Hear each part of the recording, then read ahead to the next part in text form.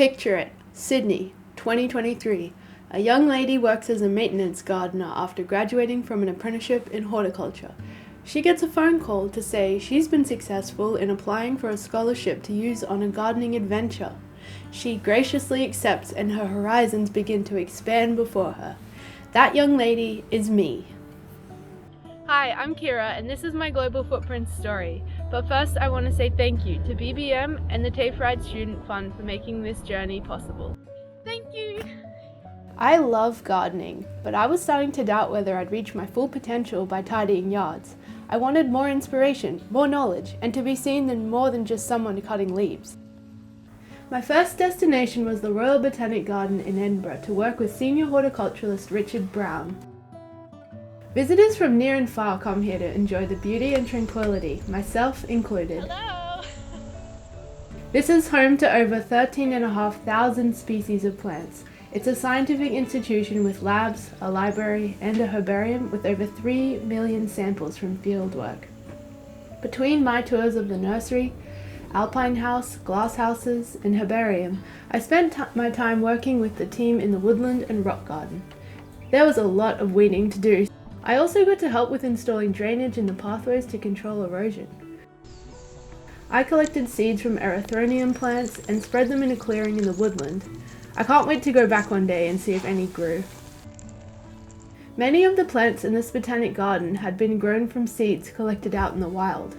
My supervisor had just returned from an expedition to China to study and collect material from plants growing in rock screes. I learned that rather than trying to grow massive displays of showy annuals that don't last very long, this botanic garden grows mini biomes. Visitors get to experience hiking from the woodlands through the heathlands to the mountaintops and beside landslides across a relatively short distance. I realized that this approach uses resources much more sustainably, and it made me rethink my idea of beauty in gardens.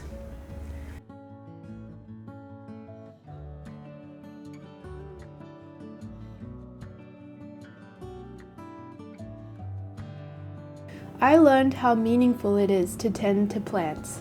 Scientists, librarians, nursery workers, artists, and gardeners were all driving our understanding of plants.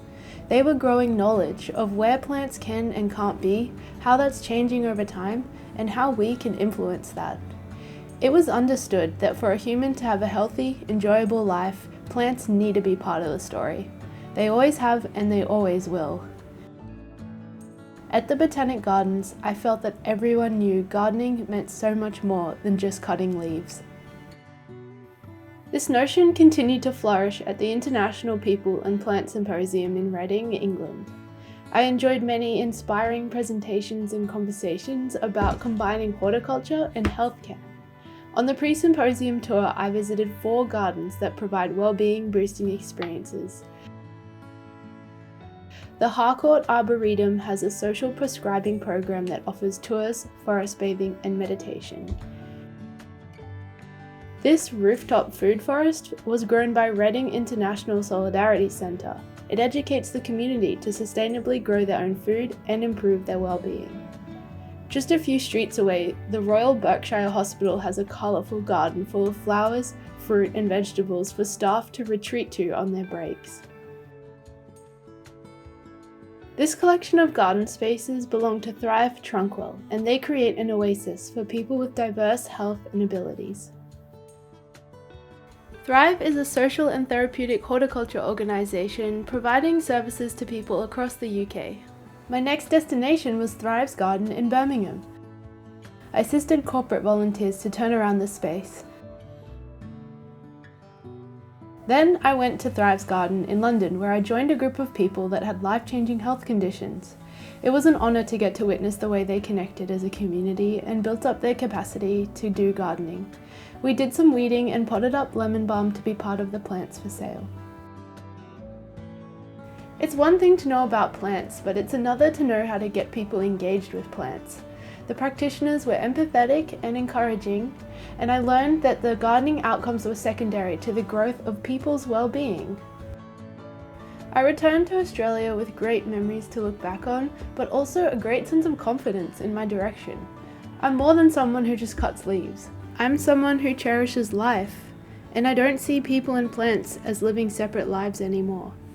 Not only do we keep each other alive, but we can make each other's lives better. Thanks to this Global Footprints journey, I have found my place in a community where Earth's life is developed, shared, and celebrated.